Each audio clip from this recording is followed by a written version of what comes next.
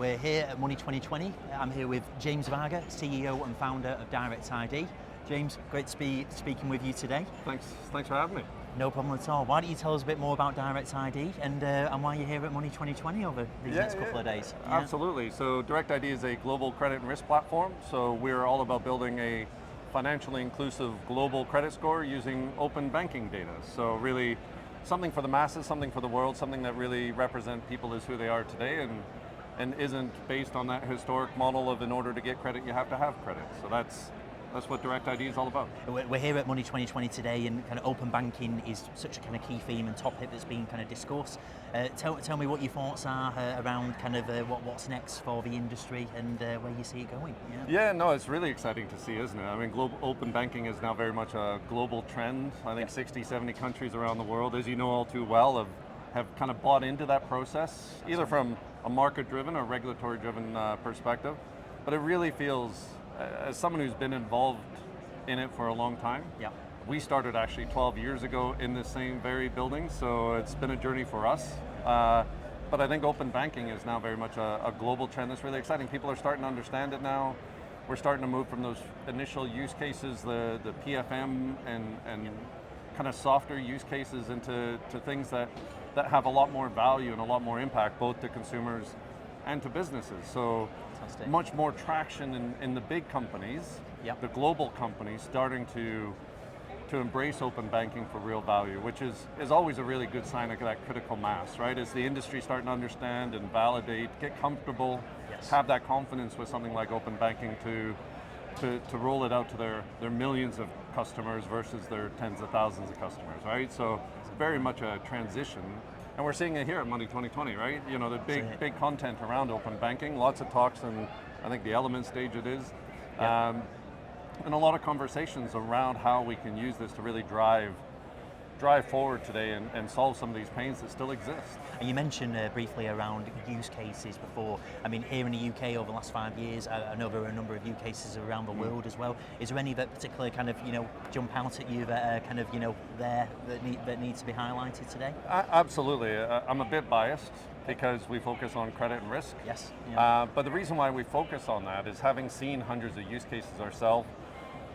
As I said, we've been involved in open banking for a long time, so I helped at the beginning, along with a lot of really other talented, passionate people. We built one of the first apps in the UK, or the first app using open banking with Clydesdale Bank at the time, Virgin Money now, and we've seen it grow up over the last 5-8 years, I guess now, right? Initially, we started off with PFM and financial management type use cases. I think the world's realized there's a lot of challenges with that, especially with conversion and consents and getting people to use it, because people don't like to manage their money. As someone who's grown up with it, we rely on or focus on credit and risk decisions because that's where the real impact is. And we're talking a meaningful impact both to the consumer, so it's two-sided, as well as to the business. Tangible benefits, reductions in fraud, increases in conversion and the amount of business you're doing with a lower cost, for the businesses and for consumers. If I found the car of my dreams, I don't want the car loan, I want the car. So how do I get through that process as quickly as possible? So credit scoring is for us where the real excitement is. And traditionally, as startups, that's what we get passionate about, is how do we solve a problem? How do we remove more friction? And credit risk is a fairly old industry that hasn't moved forward, right? It's very segmented depending on the market. It relies on this, in my view, somewhat broken model that in order to get credit, you have to have credit, right? Instead of relying on who you are today. That's what I really want to understand. Whether you've had credit or not, you moved to a new country or you've been there your whole life, it shouldn't really matter, either for a consumer or business. How do we help a lender understand who you are today, information about you, and whether you'll default or you're not, or you're good, your financial health is great, your future cash flow is strong, how you manage your money is consistent. These are all indicators that help create that value for lenders, especially in today's economy as well, right? Let's be honest, it's a bit chaotic out there, and the need to make more accurate decisions right now is more needed than it ever has been, because there's more volatility in the market. I couldn't agree more. I mean, in terms of the granular detail over archaic, risk lending models, it's a no-brainer, is it? No, completely. Yeah. What do you kind of see the potential opportunities and some of the risks around AI kind of being implemented into open banking systems? Absolutely. But I think one of the things to keep in mind is we're still really early on that journey. A lot of these general knowledge models or large language models, they've been around for a few years. We're just seeing that early explosion. So maybe a little bit like open banking. What we're seeing is the first iteration of that. It's the PFM type use cases, the things that seem obvious but we don't really understand right now. Yeah. And I think with GPT type models and that whole AI conversation, we're in a similar situation right now. How do we test these things out and learn from them? I'm a big believer that there's a massive shift coming in the market, that we're moving from the creators to the curators of content, that a lot of repeatable roles are going to be commoditized to a certain extent. We're going to look like we have at other technical innovations for efficiency out of GPT and the whole conversation, and that will have an impact. But we'll work through it. The industry always does.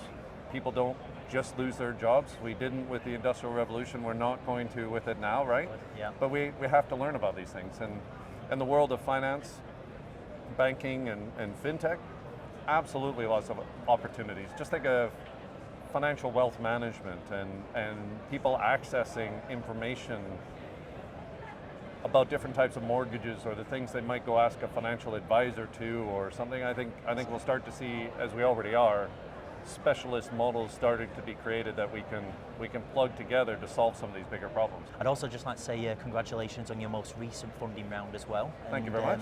In terms of Direct ID, what's next strategy-wise? Tell us a bit more about your plans. So really exciting, and the support from Inca or IKEA. So Inca Investments is the investment arm for IKEA. Yeah. Really exciting. It's strategic investment. They have a fantastic ethos and moral stance as a business that's really inspiring. They want to help people, they want to provide more to the many, they want to do things, and we can help them do that. So the funding that we've taken on is really around that growth and expansion, right? We want to provide a credit score for the world. We want to leverage bank data, which is now this big trend, right? Yes, of course, yeah. Lots of people. We support over 45 countries already, which is already a good start. Yeah. But we want to take that data and really empower people, either consumers or businesses with it, and create a global credit score that works anywhere in the world. And I think if we can do that, we've had that positive impact that we aspire to, right? It's a great purpose to be behind, and it's a purpose that aligns with our partners like IKEA. Fantastic. No, great to hear, and wish you all the best with it as well.